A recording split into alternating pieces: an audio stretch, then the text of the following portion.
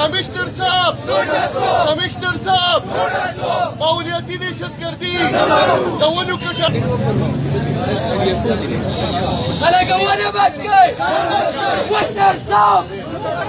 कमिश्नर साहब forest department commissioner साहब वना बच गो एहतजाज शुक्राना कोमा पार्टी कारकुनान खाते के बाकायदा कुर्बानी उतरेगी نن ډیره د افسوس خبره ده چې د سیول سوسایټۍ کسر نه فاسده خو د سیاسي پارټیانو ذمهداري جوړې ده د دې ځای نه منتخب ممبرانو د ذمهداري جوړې ده چې دا کم نمونه ملي بګت شوی دی او د سواد چې کوم اوسن او د سواد اوسن چې کوم دی په ونو باندې دی تاسو معلومه ده چې دا په ماحول باندې خاص سر پرې باسلی کېږي دلته کم برماتې خلک دی هغه راغلي دي او د سرکار سرپرستۍ کې چې ونه والې کېږي د هغې خو دومره لرې پورې اواز ځي چې هغه ونه رارتاوېږي نو پولیس به هم را رسېدلي محکمه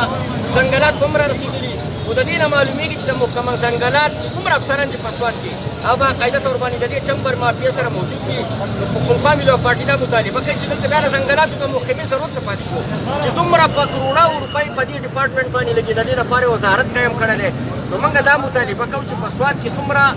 ځنګلات والي شوي دي د پی ټي آی په دې دوه دورونو کې د هغې باقاعده طور باندې نیب له پکار دا چې د دې دپاره یو غیر جانبدارانه په ریټایر ججانو باندې یو کمیشن جوړ شي او دا کمیشن باقاعده طور باندې دا تحقیقات وکړي دا کمیشن دا تحقیقات وکړي چې وروره دا ونې ولې واله کېږي نن که ماته په مینګوره کې د کړکۍ ضرورت دي د بازو ضرورت دي د کور د آبادۍ دپاره ضرورت دي د پالیش اهلیکاران چې ما پسې راخلاصي ما باندې پرچه کوي او کم باثره خلک چې دی هغو ته باندې هېڅ قسمه لاس نه غورځوي نو دا نننی احتجاج چې موږ کړی دی په دې باندې کړی دی چې دا زموږ د سوات اوسن دی او دا په ماحول باندې اثر پرې باسي په واوره په بچ کېدو باندې اثر واوره سورج کېږي بارانونه اوبه بچ کېږي دلته نو چې دا کټایي دلته شروع شي نو د دې نه به نقصان چاته وي نو د سوات خلکو ته به وي په موږ باندې به دا نن دا کومه ګرمي چې په موږ باندې دا چې دلته دا ماحول زموږ برابر وی دلته الله تعالی چې کومې ونې موږ ته راکړې دا دلته موجود وی نن به دا ماحول موږ ته برابر و نو ستاسو د چینل په ذریعه باندې د خیبر نیوز په چینل باندې په هر څه وخت کې خیبر نیوز راغلی دی او د قوم چې کوم درد غم راغلی دی په هغې باندې باقاعده طور باندې اواز یې کړی دی او هغه چارواکو ته موږ د خپل اواز رسوو چې کوم چارواکي د دې لپاره مقرر دي زه ستاسو مینه شم خدای دې افسوس مهرباني